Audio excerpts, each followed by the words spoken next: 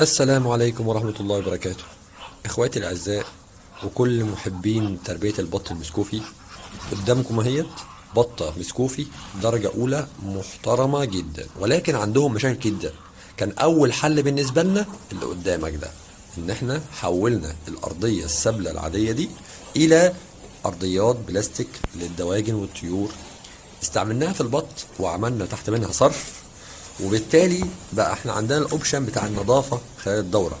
وقعدنا لمدة 7 شهور لحد البط بتاعي ما بدأ يبيض البيض التبشير الأولاني، والنهاردة في الشهر الثامن.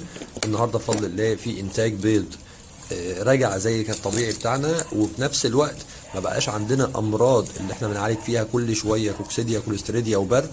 الحمد لله خلاص ما بقاش موجود.